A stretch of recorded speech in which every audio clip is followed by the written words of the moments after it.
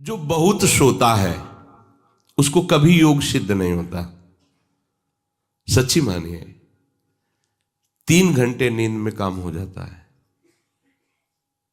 अधिक से अधिक 4 घंटे। ये सोना हमारे लिए बहुत हानिकारक है और ये सोना हमारे लिए लाभदायक भी है। दोनों बात समझना। जिसका स्वभाव बन जाता है कि जहां बैठे वहीं सो गए, जहां बैठे, ऐसा हमने देखा है, बैठे 2-4 मिनट जहां एकाग्र घोंटा बजने लगे। ये क्या है? ये दलिद्राए क्यों? अरे तुम साधक हो, ये दलिद्रता क्यों? क्या यही उपासना में तुमने सिद्धि प्राप्त की है? जहां बैठ जाओ वहां तुम लड़खड़ा गए, लार बहने लगी, सोने लगे, घोंटा बजने लगे। ये दलिद्रता है, ये तमोगुणी है। ऐसा नहीं। एक बार नींद को समय दिया है, 3 घंटे 4 घंटे, आ जाए तो आ जाने, उसको निमंत्रण नहीं देना, राधा राधा राधा, और जग कर फिर वैसे ही अपनी दिनचर्या, कोई भी फर्क नहीं पड़ना। आप अभ्यास कीजिए, कोई फर्क नहीं पड़ेगा। कई दिन बराबर जगने पर भी आपकी दिनचर्या पे कोई फर्क नहीं पड़ेगा। जो अपना स्वभाव बिगाड़ रहे हैं वो अपना नाश कर रहे हैं। अधिक पड़े हैं, सो रहे हैं, ये ठीक बात नहीं है।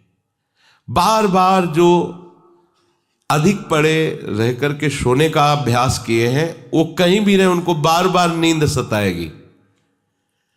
पड़े रहने में जिनको सुखानुभूति हो रही, सोने में जिनको सुखानुभूति हो रही, वो भजन क्या करेंगे? जो ज्यादा नींद लेते हैं उनकी गाढ़ नींद कभी नहीं होती है। मतलब अब सो चुके, थक गए, ऐसा नहीं आएगा। उनको बहुत प्रकार से विघ्न पड़ने लगते हैं, स्वप्न आदि आने लगते हैं, नींद का स्वरूप लंबा हो जाता है, 10 घंटे 12 घंटे। हमको एक ने बताया था कि हम केवल भोजन के लिए उठते हैं और अपने कमरे में ही पड़े रहते हैं, 18 घंटे वो सोते हैं। वह क्या जीवन आपका है? ये जीवन है? सोना बहुत हानिकारक है। अरे हम परमार्थ के पति के, जितनी बार नाम जप कर लिए वो हमारे बैंक में जमा हो गया। सो के क्या बर्बाद करना है? 3 घंटे 4 घंटे, इसके 5-6 घंटे वो उनके लिए है जो बहुत श्रम परायण है, परिश्रम करते हैं शरीर से, साधक के लिए नहीं। 3 घंटे पर्याप्त है। आप अभ्यास करके तो देखिए, 3 घंटे में आपको बिल्कुल 24 घंटे के लिए तृप्ति मिल जाएगी। हाँ बिल्कुल ठीक है, अभ्यास कर लीजिए। दिन में लेटे रहने पर भी 1 मिनट नींद नहीं। अभ्यास कीजिए। अभ्यास अमृत है और अभ्यास ही मृत्यु है। आपने जैसा अभ्यास कर लिया, अमृत का अभ्यास किया तो अमृत है, और मृत्यु का अभ्यास किया तो मृत्यु है। भोगों का अभ्यास करना, सोने का अभ्यास करना, प्रपंच में अधिक रुचि रखना, ये सब मृत्यु है। नामामृत, लीलामृत, रूपामृत, धामामृत, इसका अभ्यास करो, अमृत है ये। शरीर उसका बहुत सोने पर भी आलस्य से भरा रहेगा। आलस्य के कारण वो भजन में जे भी बैठेगा 2-4 मिनट में ही माला छूट जाएगा और नींद आ जाएगी। ऐसा दर्शन होता है। वो बहुत कोशिश करते हैं, बस ऐसे हो जाते। ये कैसे हो गया? तुम्हारा क्या अभ्यास है? ऐसे कैसे कोई हम पे ऐसे कैसे हावी हो सकता है? कोई हमारे ऊपर ऐसा कैसे शासन कर सकता है? चाहे नींद हो या काम हो या क्रोध हो, आप क्या हो आप समझो।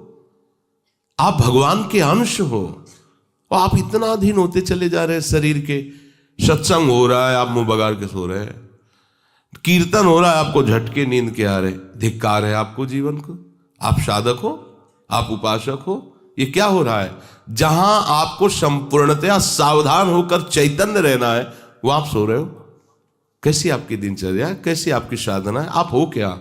विचार करना चाहिए। डांटने की विषय नहीं है, कोई तुम्हें जगाए विषय नहीं है। भगवत कृपा से जीवन में कभी अलार्म नहीं बजाया कि हमको इतने बजे उठना है, पता नहीं उठ पाए कि ना उठ पाए। अभ्यास योग युक्त चेतसा नान्यगामिना, ऐसी स्थिति हो कि हम उठ ना पाए तो बात अलग की है। नहीं, बख्शना नहीं इस शरीर को, अब भाई हमें चलो हम नहीं आ रहे, ऐसा नहीं। अगर सांस है, दम है, बिल्कुल इसको बख्शना नहीं। हम केवल आपको उपदेश नहीं कर रहे, बख्शना नहीं। शरीर के प्रति इतना प्यार नहीं दिखाना कि वो हमारे प्यारे से हमको दूर कर दे, ऐसा नहीं। ये जड़ वस्तु है, ये चैतन्य नहीं है। तुमसे ये चैतन्य है, तुम अपनी चैतन्यता को समझो, इसके अधीन हो रहे हो। ये तो बहुत बुरा लगता है जब कोई साधक सत्संग में या माला लेकर भजन करने में या पाठ करने में सो रहा है, तब लगता है। ग्रंथ सामने खोड़ा है, थोड़ा पाठ कर ऐसे ऐसे। एक जगह दर्शन कर ले जाते थे, वो भागवत का स्वाद है। वो श्री जी के सामने भागवत पढ़ते पढ़ते नाक और माथा पूरी भागवत में रख दिया, और 2500 लोग आ जा रहे हैं ऐसे। तो उनको जैसे कहते हैं, पंडित जी श्री हरिवंश, हाँ हाँ श्री हरिवंश। अब ये हो क्या रहा है, ये क्या हो रहा है? अगर आपके अंदर नींद है तो आप चैन से 1-2 घंटे सो लिए दीजिए और फिर बैठिए, चैतन्य होकर बैठिए। ये अपमान है शास्त्रों का। आप चैतन्य घन प्रभु के वचन पढ़ रहे हैं, आपको नींद आ रही, प्रभु की चर्चा हो रही, आपको नींद आ रही। कभी विषय चर्चा में आपको नींद आई? कभी फिल्म देखने में नींद आई? नौटंकी नाटक देखने में, रिश्ते नातेदारों से बात करने में, रिश्ते नातेदारों, आपका लड़का विदेश में रह रहा हो, उसकी कोई बात बता रहा हो, आपको नींद आएगी? नहीं आएगी।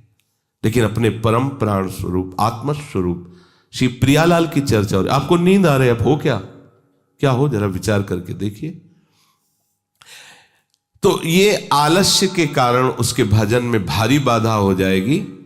उसका योग कभी सिद्ध नहीं होगा जो अधिक सोता है।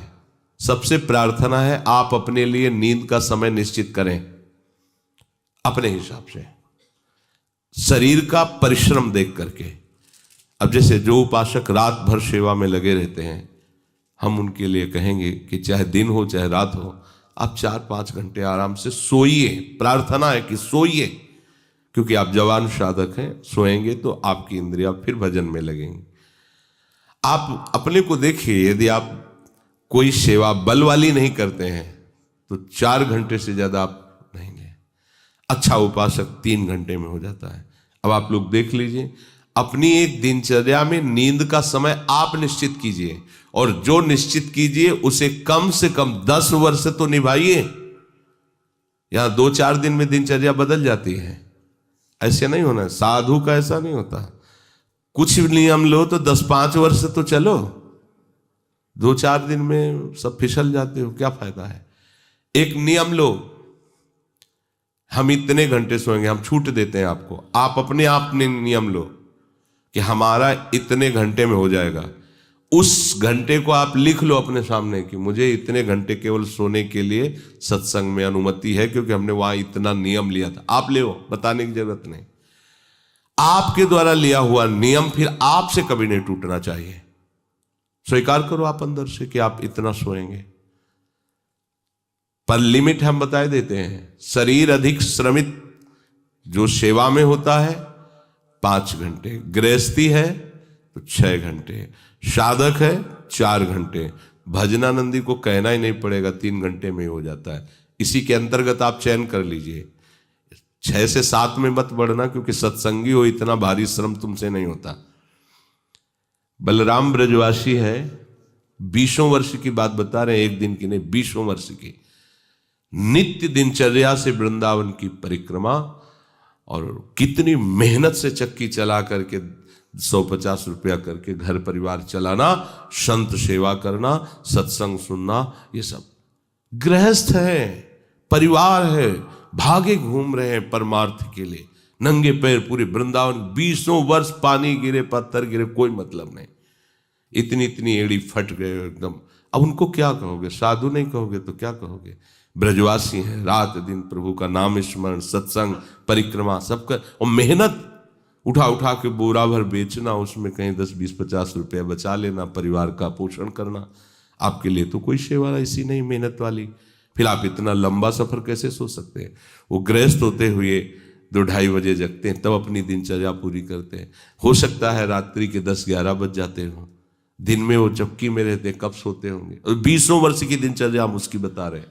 आप विचार करो, आप साधक हैं, आप विरक्त हैं, या आप संसार से निवृत्त होकर वृंदावन वास करें, आप कितना सोते हैं? ये बंद करो, शरीर को सुखी करना बंद करो। ये शरीर को सुख देने की बात महादुख मोल लेना है। निश्चित करो आप अपने समय को सोने का। कर लिया? हाँ, अपना समय निश्चित करो। जो समय निश्चित किया हो, 4 घंटे, 5 घंटे, 6 घंटे, ये धाम है, यहां झूठ नहीं चलेगा। अगर 6 घंटे निश्चित किया तो 6.25 घंटे नहीं होना चाहिए। उसी को आप विभाजित कर लीजिए, 4 घंटे रात्रि में सो लीजिए, 2 घंटे दिन में सो लीजिए। आपको अगर 6 घंटे सोना है, 4 घंटे सोना है, 3 घंटे आप रात्रि में, 1 घंटे दिन में विश्राम। अगर आपका रात्रि में हो जाता है तो दिन में विश्राम की जरूरत नहीं। आपको इस पर आना पड़ेगा। आपसे कांच छुड़वा रहे हैं, मणि पकड़ा रहे हैं आपको, घाटे का सौदा। आप क्या कर रहे हो? मणि देकर कांच खरीद रहे हो, और आपका कांच छुड़वा के मणि। इंद्रनील मणि श्याम मनोहर 7 कुंभ तन गोरी, इनके समीप चलना है, इनकी जूठन पाना है, इनके साथ खेलना है। ये सौभाग्य प्राप्त करने के लिए जो असत धारणाएं हैं उनको मिटाना होगा। जागृतो नैव चार्जुन, ये तो अधिक सोने वाले की बात हुई। अब कह रहे हैं अधिक जागने वाले को भी सिद्धि प्राप्त नहीं होती। जो बिल्कुल सोता ही नहीं है, ऐसे होते हैं। पूरी पूरी रात चली गई नाम कीर्तन में, पूरी पूरी रात चर्चा में चली गई, 2-2, 3-3 जन केवल बैठ गए और प्रभु की पूरी रात चली गई। सामने योग वाशिष्ठ रखा हुआ है, उसी पे चर्चा हो रहा है। कैसा नशा! तो आप क्या समझो, उसमें नींद आएगी क्या? जो इंद्रियों को खुराक मिलनी चाहिए वो मिल जाती है। बड़े बड़े महापुरुषों को देखो, राय रामानंदाचार्य जी, राय राम, उनका आता है ना महाप्रभु चैतन्य देव, पूरी पूरी रात चर्चा हो रही, पूरी पूरी रात कीर्तन हो रहा है। क्या होता कि सुबह सब ऐसे लुढ़के हैं नींद में? नहीं, यहां उनकी बात हो रही है जिनकी अभी रुचि भजन में नहीं हुई है। उनको समय से सो जाना चाहिए, समय बर्बाद नहीं करना है। जो नींद का समय दिया है उसमें नींद आए या ना आए, हमें सोने के लिए नहीं लेटना है। जब लेटे, देखा हाँ इस समय से इतना समय लेटने में देना है, नाम शुरू किया, तन्मय हो गए। जब नींद आई, जब आंख खुली बस फिर मंत्र में तन्मय फिर लग गए। ये भजन है, इसको ऐसे प्रमाद में मत डालिए। यहाँ दिनचर्या हो गई, अब पड़े हैं, करवट बदल रहे हैं, समय निकलता चला जा रहा है, आज सत्संग में क्यों नहीं आए, सो गए थे, ऐसा नहीं होना चाहिए। जो बिल्कुल नींद नहीं लेता उसका अभ्यास ठीक नहीं होगा, वो निरंतर भजन में बाधा पहुंचा देगा। जो ऊंचाई पर चढ़े हुए महापुरुष हैं वो सत्संग और नाम कीर्तन और भगवत चिंतन से ऐसी सामर्थ्य प्राप्त कर लेते हैं कि वो कई दिन भी ना सोए तो उनको विक्षेप नहीं होगा कि परेशान है, इनको तो नींद ही नहीं आई है। क्योंकि उनके जागने में इंद्रियों को वो सब मिल जाता है जो सांसारिक पुरुष को नींद में इंद्रियों को विश्राम मिलता है, उनको भजन में मिल जाता है। परंतु उस स्थिति तक पहुंचने के लिए समय से सोना आवश्यक है। जब विश्राम और इंद्रियों को खुराक नींद की मिल जाती है तो वो भजन में हमारा ज्यादा सहयोग करते हैं। इसलिए उचित समय निश्चित करो नींद का, और उतना ही आप उसको शयन के लिए दो, नींद आए या ना आए, ठीक समय पर उठ जाओ। उठने की प्रवृत्ति का होता है कि सबसे पहला काम, जहां आपकी घड़ी पे दृष्टि गई कि हमारा समय उठने, तो सबसे पहले बिस्तर से हट जाओ। आप ओढ़े हो उसको तुरंत हटाओ। गर्मी है, आप पंखा एसी जो भी चला, तुरंत पहले उसको बंद करो। सुविधाओं को पहले हटाओ, फिर बैठ जाओ। कुछ देर नाम जप, गुरुजनों का चिंतन, फिर अपनी दिनचर्या प्रारंभ। जो कंबल में ऐसे रजाई में ओढ़े ओढ़े ही सोच रहे अभी तो 2 बजने में 10 मिनट बकाया, 10 मिनट में उठ जाएंगे, तो ऐसा वो विक्षेप हो जाएगा कि वो 2 घंटे आपको समझ में नहीं आएंगे। फिर 4 बजे आप उठो, 4 तो 4, बहुत गलती हो गई। ऐसे नहीं किया जाता। अपने लोगों ने ऐसे अभ्यास नहीं किया, तुरंत फेंको, तुरंत खड़े हो गए। पता है कि बैठेंगे तो नींद आई जाएगी, चलते हुए भगवत स्मरण कर रहे हैं, जल पिया, शौच स्नान अपनी दिनचर्या में। ये चित्त हमारे वश में नहीं, हम चित्त के वश में है। जो चिंतन कराता है हम वही। कल एक उपासक प्रश्न कर रहे थे कि कभी कभी हमारा मन कहता है हम निहाल हो गए, कभी कभी मन हमको कहता कि कुछ नहीं मिला। तो तुम मन को गुरु माने हो क्या? मन को आराध्य देव माने हो क्या? मन को अपना मित्र माने हो क्या? ऐसे सलाहकार की क्या बात कि कभी कभी कहता है तुम जीवन मुक्त हो गए, कभी कभी कहता है तुम विषयी हो। उसकी बात थोड़ी माननी।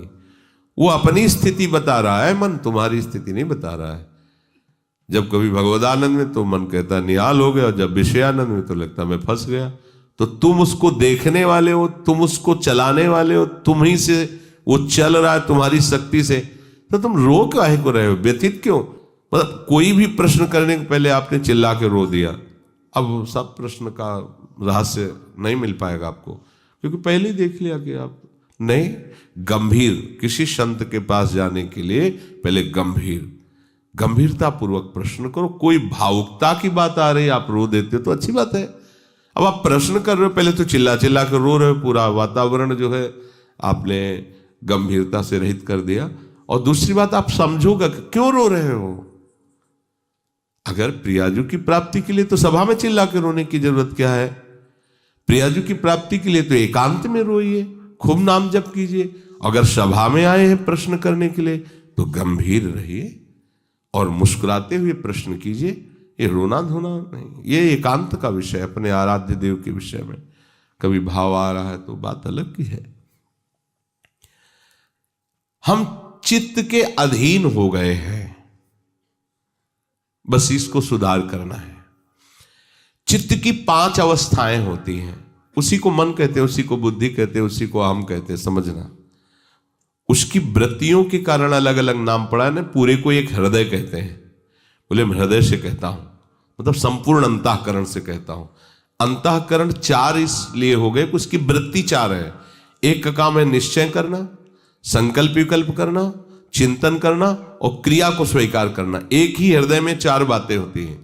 तो जो निश्चय उसे बुद्धि कह दिया गया, जो संकल्प विकल्प उसे मन कह दिया गया, जो चिंतन उसे चित्त कह दिया गया, क्रिया को स्वीकार करना उसे अहम कह दिया गया। है एक ही हृदय। उसी हृदय को हम जब बात करते हैं तो उसे 4 रूपों में करते हैं। तो मानो अगर मन की बात चल रही तो चित्त आ गया, बुद्धि आ गई, अहम आ गया।